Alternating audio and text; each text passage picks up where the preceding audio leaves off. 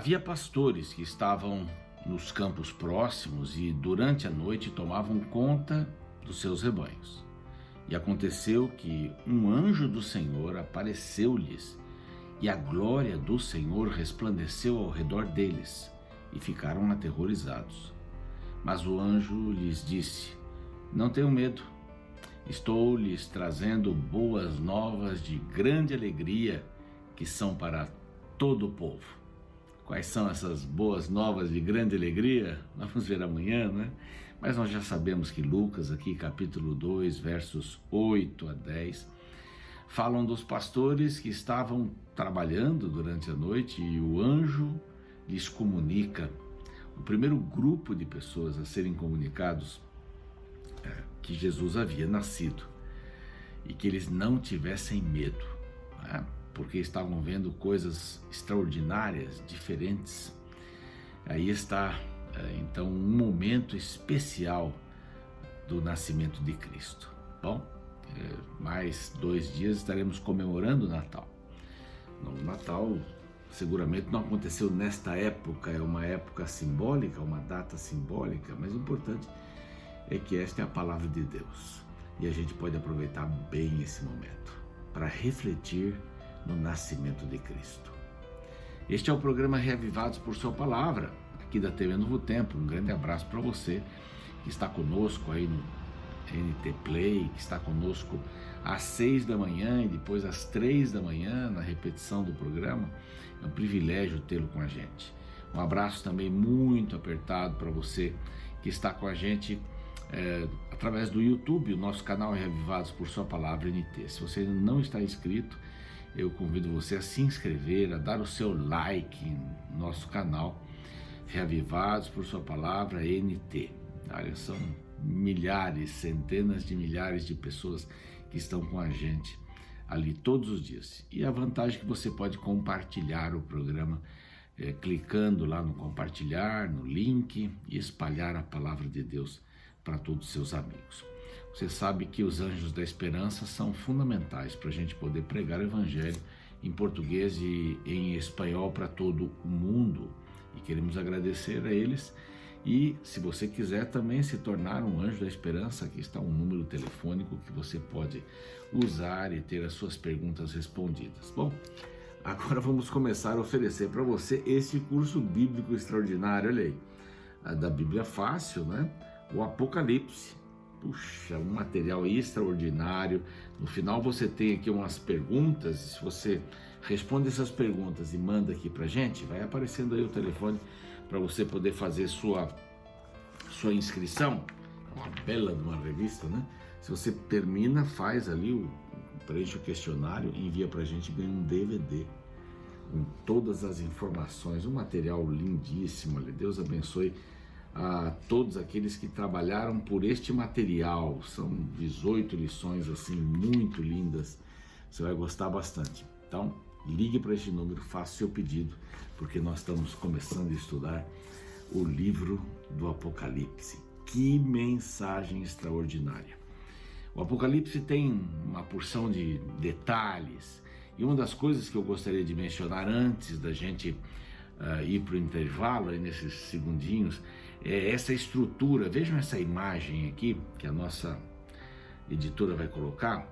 É uma estrutura quiástica, onde a primeira linha combina com a última, a segunda com a penúltima, assim por diante, e sobra uma linha no meio, esta linha F aqui, que você vê o grande conflito. Vou falar um pouquinho mais sobre essa estrutura logo após o nosso intervalo, para a gente entender um pouquinho a respeito deste livro, que é uma revelação. Depois do intervalo a gente volta. Não sai daí, porque hoje começamos o Apocalipse.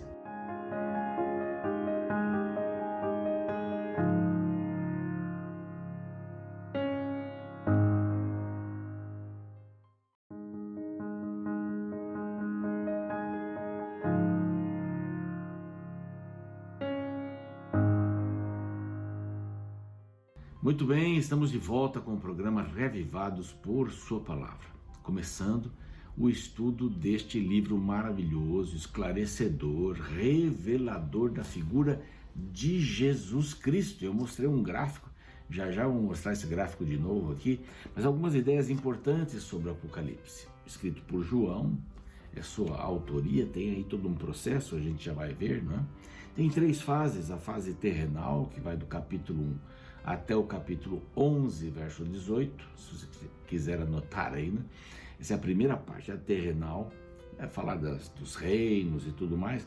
Depois a parte final, que é do capítulo 11, verso 19, então logo na sequência aí da primeira parte terrenal, até o capítulo 14, e a parte celestial. A parte final é a volta de Jesus, uma porção de coisas, e a parte celestial, do capítulo 15 ao capítulo 22. É um livro extraordinário, tem vários setes, né? As 7 taças, os 7 selos, as 7 igrejas, as 7 trombetas, as 7 vitórias, e aí uma porção de outras coisas, 7, né? Há várias promessas lindas, as 7 promessas. E é um livro escrito por João na fase mais difícil da vida, quando João estava preso na ilha de Patmos. João vive a perseguição da igreja, o início da perseguição da igreja. Foi colocado num tacho enorme de óleo quente, não morreu e foi finalmente mandado para esta ilha de Patmos, uma ilha rochosa. Pensa num lugar feio, né? Bucólico, um local triste, mas ali ele teve a maior visão de toda a sua vida, as coisas que iriam acontecer. Daniel mostra até a volta de Jesus, mostra que os reinos seriam destruídos e um reino seria fundado que não passaria jamais para outras mãos, ou para outra mão. Mas aqui nós encontramos o Apocalipse, que pega exatamente aquela fase inicial da igreja e leva você e a mim e a todos para um momento extraordinário do futuro, a escatologia, né? Então vamos ver aquele gráfico que eu mencionei aqui, é muito interessante a estrutura quiástica do Apocalipse. É esse que nós vimos no finalzinho, quem chegou agora aqui. Dividindo o livro em 2 grandes partes, a histórica e a escatológica. O que é escatologia? É o estudo das coisas que vão acontecer, né? As coisas finais, os momentos finais da história da Terra. Então você vê aqui em amarelo, esse quiasmo, ele é uma estrutura hebraica de poemas, né? O livro, por exemplo, Salmo 23, Salmo 23 também é um quiasmo. Primeira frase rima com a última, segunda com a penúltima, terceira com a antepenúltima, assim por diante. Se você quiser dar uma olhadinha no Salmo 23 aqui no Reavivados, dá uma olhadinha para ver aí como é que funciona isso. E aqui tem essa estrutura. Vem o prólogo e lá no final a gente vê o amarelo, a linha epílogo, né, no capítulo 22. As promessas para o vencedor, e aqui as 7 igrejas aparecem, né? E vem o cumprimento das promessas lá embaixo no verdinho, lá em 21, né, capítulo 21. Aqui em lilás, o trabalho de Deus para salvar a humanidade. E lá embaixo a gente encontra que o trabalho de Deus para a salvação da humanidade completado. A ira e a misericórdia de Deus atuando juntas, a partir do capítulo 8. Aqui nós encontramos nesse cor-de-rosa aqui, eu acho que é cor-de-rosa isso daqui. E lá no D', que é o cor-de-rosa também, a ira final de Deus destituída de misericórdia. Quer dizer, terminou, acabou. O mal já não vai existir mais. O comissionamento de João para profetizar e a igreja, aqui no E, nesse cinzazinho embaixo, a igreja proclama o evangelho dos últimos dias. João profetiza e a igreja depois profetiza. E o centro, o grande conflito. Esse é o centro do Apocalipse e da Bíblia toda, o grande conflito entre o mal e o bem. E a figura central deste livro é Jesus. Ele é o herói, ele é o centro. Então esta é uma característica muito forte deste livro, né? Extraordinário livro aqui que a gente vai aprender muita coisa interessante e nós vamos tomar esta visão histórica, profética histórica, não a preterista, não é? Quer dizer, os eventos aconteceram no passado, nem a questão futurista, mas nós vamos colocar esta visão dentro de todas as páginas aqui do Apocalipse, que é histórica, profética, histórica. Então você já sabe que a gente vai trabalhar nesta linha aqui. Bom, depois de ver aí essas imagens todas aqui, a gente vai dar uma olhadinha nos versos bíblicos. Não dá para passar todos os versos, são muitos símbolos. Aqui, inclusive, nesta revista que eu mostrei, você tem uma das partes, são os símbolos daqui. Também aqui a revista é nova, né? Mas aqui você tem os símbolos do Apocalipse. Tem uma das páginas, na página 83, olha quantas páginas tem aqui. Na página 82, temos todos os símbolos do Apocalipse. Por isso que vale a pena você solicitar essa revista, esse estudo, por esse número que aparece por aqui. Então vamos lá. Revelação de Jesus Cristo. Ponto. É uma revelação de Jesus Cristo. Aqui vai mostrar que Deus deu, né? Revelação de Jesus Cristo, que Deus lhe deu para mostrar aos seus servos as coisas que em breve vão acontecer. Então olha aí, essa é uma das linhas, em breve estas coisas vão acontecer. Quem é o autor então? Bom, o autor que escreve é João, mas Deus passa aqui neste verso primeiro, a gente vê Jesus Cristo, o anjo, e chega até João, né? E ele atestou. E há uma promessa, João atestou todas essas coisas, escreveu todas essas coisas, e é o seguinte, por que está em símbolos? Essas coisas estão em símbolos, né? Melhor dizendo, estão em símbolos porque eles não podiam falar, eles estavam debaixo de um governo que estava perseguindo o cristianismo. Nenhuma religião que não fosse oficial poderia atuar.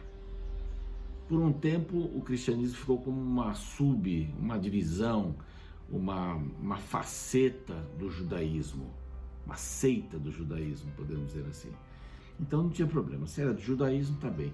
Mas essa distância aumentou bastante e os cristãos tomaram seu próprio caminho nesse sentido. Então, aí a perseguição está em códigos. Geralmente Babilônia se refere aí ao governo romano várias vezes. Então isso não podia ser dito. Fala da queda de Roma aqui. Vamos ver aí, capítulo 8, 7, 8. Fala da queda de Roma. Bem claramente, ali o 9 também. É impressionante. Não podiam falar claramente, seriam mortos. E o livro seria também tirado de circulação. Mas isso é impressionante. Como esses códigos vão sendo revelados pela própria Bíblia. E há uma bem-aventurança para quem estuda este livro. Verso 3, bem-aventurados aqueles que leem e aqueles que ouvem as palavras da profecia e guardam as coisas nela escritas, pois o tempo está próximo. Essa é a visão, volta de Jesus. Ele vem, o mundo vai acabar, e João, que andou com Cristo, desejava ardentemente vê-lo, e ele prometeu que viria.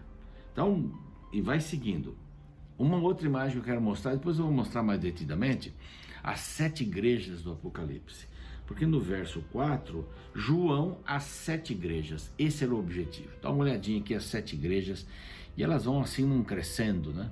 As cartas foram inclusive escritas nesta linha. Ali tem mais alguns dados, é só para você ter uma ideia que na Ásia Menor essas 7 igrejas existiam. Patmos está ali embaixo, é uma ilha, portanto, aí vem Éfeso, vem Esmirna, vem Pérgamo e as demais igrejas, Tiatira. Nós vamos ver daqui a pouquinho mais detidamente. Então todas as igrejas até Laodiceia, elas vão assim num caminhozinho, elas deviam ser lidas na igreja, estas cartas aqui. Então a gente volta aqui. Bom, elas vêm da parte de Cristo, chama o primogênito dos mortos, quer dizer, ele é a fonte da vida. Ele não foi o primeiro a ser ressuscitado, não foi o primeiro a ser ressuscitado, a gente sabe, foi Moisés. Vimos aí no livro de Judas rapidamente este assunto, mas ele é o primogênito dos mortos, ele é a fonte da vida. Passado, presente, futuro estão nas mãos dele. O verso 5 fala sobre isto. Não vai dar para a gente identificar cada coisinha, cada palavra, cada sinal aqui, mas a gente vai dar o geral para a gente poder entender melhor. O tema então está lá no verso 7. Eis que vem com as nuvens, e todo olho verá. até quantos o transpassaram, aqueles que o mataram e que mataram os cristãos em todas as épocas. Esses vão ressuscitar para ver Jesus voltando, depois vão morrer e vão esperar o milênio ali, juntamente com Satanás, depois da volta de Cristo. E todas as tribos da terra lamentarão sobre ele, certamente. Amém. Aqui Jesus é chamado do Alfa e o Ômega, quer dizer, a redenção completa, o princípio e o fim. Bom, a ocasião em que ele escreve, estava na ilha de Pátimos, e o verso 10 diz: achei-me em espírito, tive uma revelação no dia do Senhor. Muitos querem dar uma forçada aqui e dizer que esse dia do Senhor é domingo. Bom, o dia do Senhor começou a ser chamado de Dominus Day, né? É depois de 321, quando houve o edito de Constantino. A gente vai passar rapidamente por isso aqui mais à frente. Mas esse dia do Senhor, duas conotações básicas. O dia do Senhor é o sábado, o sétimo dia da semana. Ou o dia do Senhor, eu me achei em espírito no dia do Senhor, na volta de Jesus, no dia que o Senhor vai vir, no dia que o Senhor está planejando, né? Então, aqui não fala de domingo. Algumas versões bíblicas traduzem aqui como achei-me em espírito no domingo. Isso não está certo. Isso for, como dizia meu filho, é a forçação de barra, é por aí, né?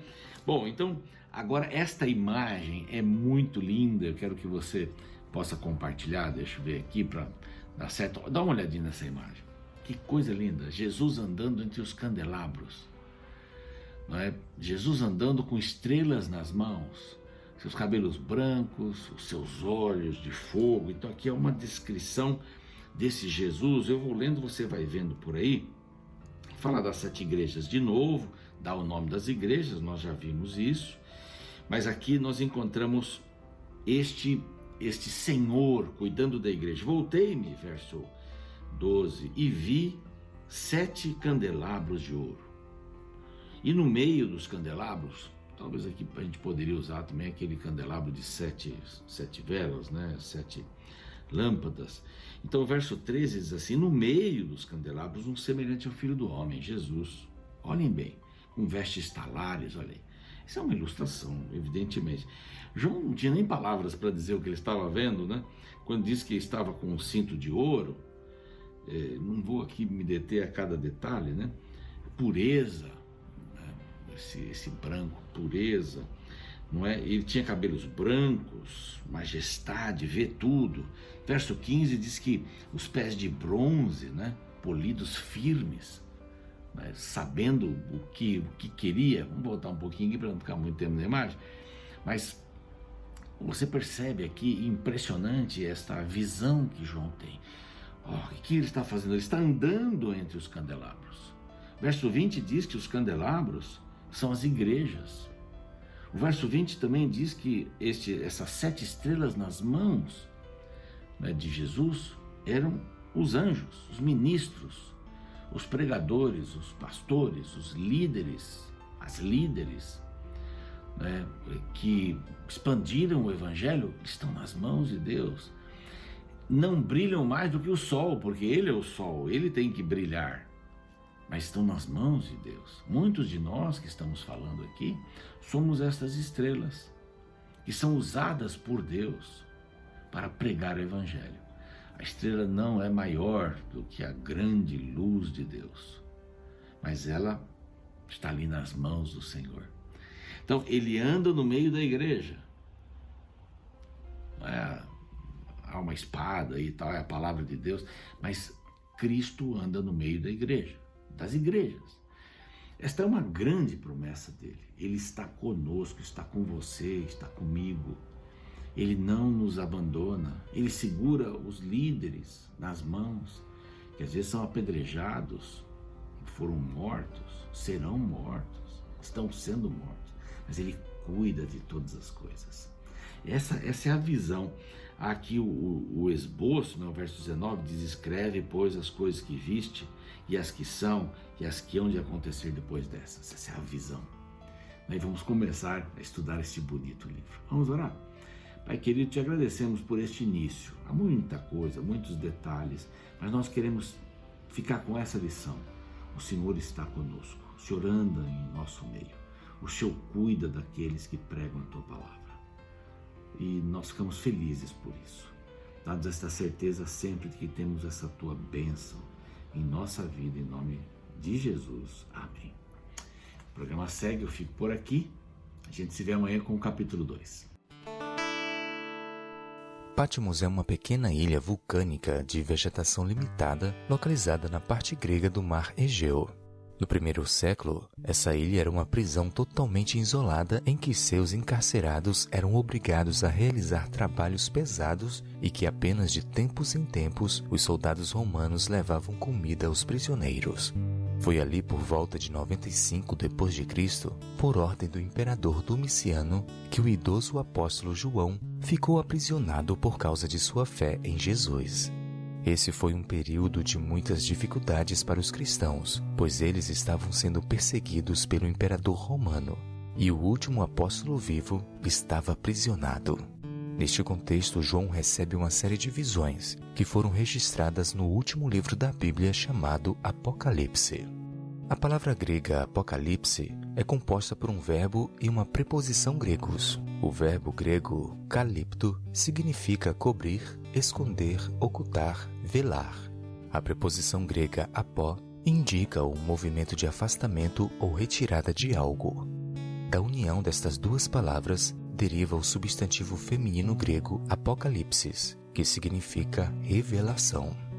O que então é revelado no livro de Apocalipse? Alguns acham que o livro trata exclusivamente da revelação do futuro.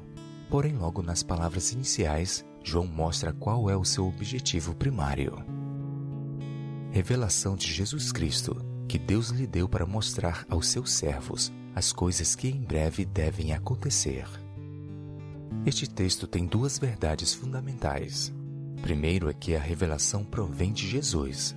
As informações contidas no Apocalipse não são ideias humanas, frutos da criatividade do autor. Pelo contrário, João apenas registrou verdades que o próprio Deus enviou para a igreja cristã. A segunda verdade é que a revelação é sobre Jesus. Ou seja, o primeiro objetivo do livro não é revelar o futuro, mas revelar uma pessoa. E de fato, Jesus é o centro de tudo que foi escrito no Novo Testamento.